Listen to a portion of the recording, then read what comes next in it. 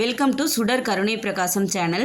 வாங்க கோவில் புளியோதரை எப்படி வீட்டிலே செய்யலாம் அப்படிங்கிறது தான் இன்றைக்கி நம்ம பார்க்க போகிறோம். இதில் சில வகை பொடிகள்லாம் அரைச்சி போட்டு நம்ம புளிக்காய்ச்சல் செய்து அதுக்கப்புறம் புளியோதரை செய்ய போகிறோம். ரொம்பவே டேஸ்ட்டாக இருக்கும். ஆல் டைம் ஃபேவரெட்னே சொல்லலாம். கட்டு சோறு நம்ம எங்கேயாவது வெளியில் போகணுன்னா இந்த மாதிரி செஞ்சு எடுத்துகிட்டு போகலாம். இல்லை லஞ்ச் பாக்ஸ் ரெசிப்பியாக கூட நீங்கள் குழந்தைங்களுக்கு ஸ்கூலுக்கு கொடுத்து விடலாம். விரும்பி சாப்பிடுவாங்க. ரொம்ப சிம்பிளாக இருக்கும். அதே சமயம் இதில் முறை பாரம்பரிய முறைப்படி நான் செஞ்சுருக்கேன். கண்டிப்பாக செஞ்சு பாருங்கள். வாங்க அதுக்கு என்னென்ன தேவைன்னு பார்த்துடலாம். காஞ்ச மிளகாய் ஒரு 5, கட்டி பெருங்காயம் ஒரு துண்டு, கடலைப்பருப்பு ஒரு டேபிள் ஸ்பூன், வெந்தயம் ஒரு டேபிள் ஸ்பூன், கடுகு ஒரு டேபிள் ஸ்பூன், கொத்தமல்லி விதை ஒரு டேபிள் ஸ்பூன் எடுத்து வச்சுருக்கேன். எல்லாமே ஒவ்வொரு டேபிள் ஸ்பூன் நான் காமிச்ச அந்த ஒரு டேபிள் ஸ்பூனில் எடுத்து வச்சுருக்கேன். கடுகு, கடலைப்பருப்பு, கொத்தமல்லி விதை, பெருங்காயம் எல்லாம் எடுத்து வச்சுருக்கேன். இது ஒரு டேபிள் ஸ்பூன் கருப்பு எள்ளு, ஒரு டேபிள் ஸ்பூன் மிளகுத்தூள், கருவேப்பிலை. இது நல்லா ஒரு பெரிய கை உருண்டை அளவுக்கு நல்ல பெரிய உருண்டையாக ஒரு உருண்டை புளி ஊற வச்சுருக்கேன். ஊற வச்சு தான் புளி கரைக்கணும். அப்போ தான் புளியோட புளிப்பு நல்லா மொத்தமாக இறங்கும். நான் பழைய புளி தான் எடுத்திருக்கேன். இப்போ பெருங்காயத்தை வறுத்துக்கலாம். ஒரு டேபிள் ஸ்பூன் நல்லெண்ணெய் விட்டு இந்த மாதிரி தட்டிட்டு நல்லா காசு மாதிரி தட்டி போட்டு அப்புறமா நீங்கள் பொரிங்க. அப்போ தான் எல்லா பக்கமும் நல்லா பொரிஞ்சு உப்பலாக வரும். இந்த மாதிரி பொரித்து ஃபஸ்ட்டு பெருங்காயத்தை பொரித்து எடுத்துக்கலாம். இந்த மாதிரி கட்டி பெருங்காயம் சேர்த்து நீங்கள் புளி சாதம் செய்யுங்க. அது ரொம்ப வாசமாக இருக்கும். இதில் சுண்டைக்காய் வத்தெல்லாம் சேர்த்து செய்கிற இதுவும் இருக்குது. நான் இன்றைக்கி கோவிலில் செய்கிற மாதிரி செஞ்சு காமிச்சிருக்கேன். இது கடலைப்பருப்பு, கொத்தமல்லி விதை, காஞ்ச மிளகாய், கடுகு, கடலைப்பருப்பு, வெந்தயம் எல்லாம் போட்டு கருவேப்பிலை, எள்ளு எல்லாம் போட்டு நம்ம வறுத்துக்கலாம். அந்த மிச்சம் இருக்கிற எண்ணெயிலே வறுத்துக்கலாம். ஒரு டேபிள் ஸ்பூன் வெந்தயம், ஒரு டேபிள் ஸ்பூன் கடலைப்பருப்பு, ஒரு டேபிள் ஸ்பூன் எள்ளு, ஒரு டேபிள் ஸ்பூன் கடுகு, ஒரு டேபிள் ஸ்பூன் மல்லி விதை, 5 காஞ்ச மிளகாய், கொஞ்சமாக ஒரு டேபிள் ஸ்பூன் அளவுக்கு மிளகுத்தூள். இதை போட்டு முழு மிளகு வேணாலும் சேர்த்துக்கலாம். என்கிட்ட இல்லை, அதனால் மிளகுத்தூள் சேர்த்துருக்கேன்.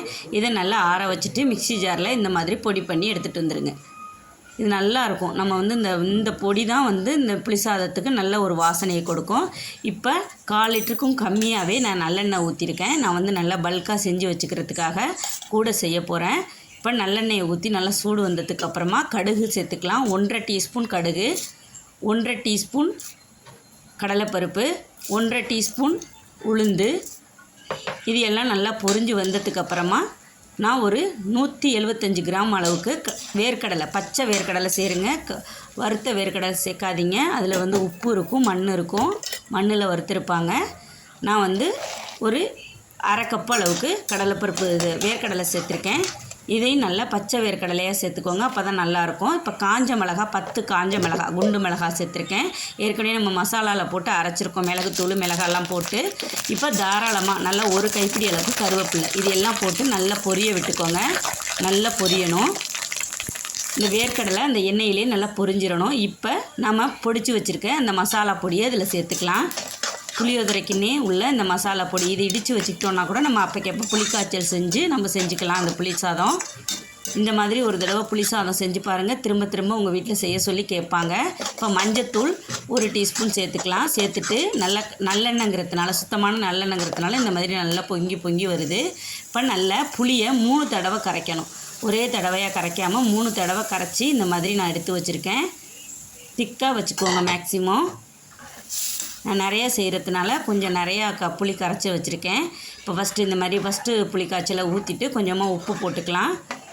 மறுதிருப்பியும் கரைச்சி நான் ஊற்ற போகிறேன். இப்போ இந்த மாதிரி கிளறி விட்டுட்டு கல்லுப்பு சேர்த்துக்கோங்க.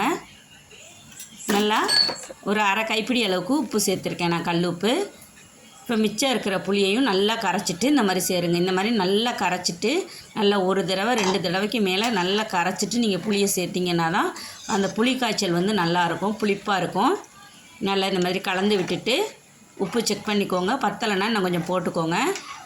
இப்போ நல்லெண்ணெயிலே தான் கொதிக்கணும். இந்த நல்லெண்ணெய் நம்ம ஊற்றிருக்கேன். நம்ம அந்த 1/4 லிட்டருக்கும் கொஞ்சம் கம்மியாக தான் ஊற்றிருக்கேன். அந்த எண்ணெய் நல்லா பிரிஞ்சு இந்த மாதிரி தொக்கு பதத்துக்கு நல்லா ஒரு 20 நிமிஷம் எடுத்துக்கும் இந்த புளிக்காய்ச்சல். இந்த அளவுக்கு நல்லா கொதிக்கணும். கொதித்து நல்லா வரணும். அது வரைக்கும் நல்லா கொதித்து அந்த எண்ணெயெல்லாம் பாருங்கள், ஓரங்கள்ல எல்லாம் எண்ணெய் வந்து அப்படியே மிதக்குது பாருங்கள். இந்த மாதிரி தான் இருக்கணும் இந்த புளிக்காய்ச்சல். இந்த புளிக்காய்ச்சல் 3 மாதம் வச்சுருந்தா கூட கெட்டே போகாது, பூசரம் பிடிக்காது.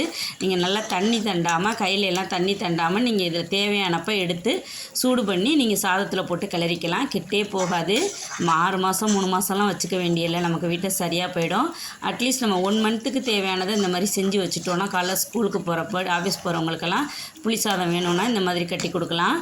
ரொம்பவே நல்லாயிருக்கும். அந்த கோவிலில் உள்ள அந்த ஃப்ளேவர் இந்த இதில் இருக்கும். இப்போ நான் ஒரு 1/2 கிலோ வாக்கில் சாதம், புழுங்கல் அரிசி சாதம் வடித்து வச்சுருக்கேன். புழுங்கல் அரிசி சாதம் தான் வந்து கெட்டு போகாது. இப்போ பச்சரிசி சாதம்னா சில சமயம் கெட்டு போகிறதுக்கு வாய்ப்பு இருக்குது. இப்போ இதில் ஒரு 1/2 கிலோ ரைஸுக்கு நான் வந்து ஒரு 1/2 கப்பு புளிக்காய்ச்சலை எடுத்து கொட்டிக்கிறேன். கொஞ்சம் கொஞ்சமாக ஊற்றி கிளறுங்க. சாதம் நல்லா உதிராக வடித்து வச்சுக்கணும். புளி சாதத்துக்கு வந்து குழைவாக இருந்துச்சுன்னா நல்லா இருக்காது.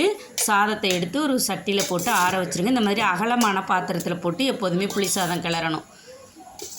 அப்போ தான் வந்து உதிராக இருக்கும். நல்ல எல்லா பக்கமும் புளிக்காய்ச்சல் தண்டும். புளி சாதம் வந்து செஞ்ச உடனே சாப்பிடக்கூடாது. செஞ்சு 1 ஹவர் வச்சுட்டு நீங்கள் சாப்பிட்டீங்கன்னா தான் அந்த உப்பு, புளிப்பு, காரம் எல்லாம் இறங்கி நல்ல டேஸ்ட்டாக இருக்கும். இப்போ நல்லா கலந்து கொடுத்துக்கோங்க. உப்பு பத்தலைன்னா நீங்கள் டேபிள் சால்ட்டு அந்த புளிக்காய்ச்சலோடு சேர்த்து கலந்து விட்டு போட்டுக்கலாம். நல்லா வாசமாக இருக்கும். நம்ம அந்த புளிக்காய்ச்சல் செய்யும் போது அந்த கிச்சனே வாசமாக இருக்கும். அந்த சைடு யாராவது போனாங்கன்னா இவங்க வீட்டில் கண்டிப்பாக புளி சாதம் செய்கிறாங்கன்னு கண்டுபிடிச்சிருவாங்க. அந்த அளவுக்கு டேஸ்ட்டு நல்லாயிருக்கும். வீடு ஃபுல்லாக அந்த புளிக்காய்ச்சல் ஸ்மெல் இருந்துகிட்டே இருக்கும் ஈவினிங் வரைக்கும். அந்தளவுக்கு டேஸ்ட்டாக இருக்கும் இந்த புளி சாதம். நான் சொல்கிற முறைப்படி நீங்கள் வந்து புளிக்காய்ச்சல் செஞ்சு இந்த மாதிரி புளி சாதம் செய்யுங்க. கண்டிப்பாக கோவில் புளி சாதம்னு சொல்லுவாங்க எல்லோரும். இப்போ 1 டேபிள் ஸ்பூன் நல்லெண்ணெய் விட்டுக்கிறேன். விட்டு மறுதிருப்பியும் நல்லா கலந்து விட்டுக்கோங்க. இப்போ கடைசியாக கொஞ்சமாக நல்லெண்ணெய் விடுறப்ப நல்லா வாசமாக இருக்கும். சாதமும் வந்து கெட்டு போகாது. நீங்கள் 2 நாள் கூட வச்சுருந்து இந்த சாதத்தை சாப்பிட்லாம். 2 நாள் 3 நாள் கூட கைப்படாமல் இருந்துச்சுன்னா 3 நாள் வரைக்கும் கூட இருக்கும்.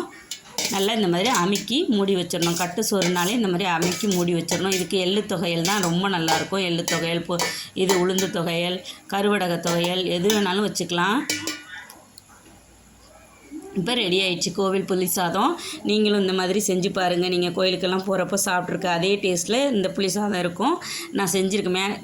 என்னோடய சேனலில் நிறைய ரெசிபி போட்டிருக்கேன். அதில் வந்து இந்த புளி சாதம் ரெசிபி இது வரைக்கும் போடலை, இப்போ போட்டிருக்கேன். செஞ்சு சாப்பிட்டு பாருங்கள். இந்த ரெசிபி உங்களுக்கு பிடிச்சிருந்துச்சுன்னா சுடர் கருணை பிரகாசம் சேனலுக்கு மறக்காமல் சப்ஸ்கிரைப் பண்ணுங்கள், லைக் பண்ணுங்கள், ஷேர் பண்ணுங்கள். நன்றி, வணக்கம்.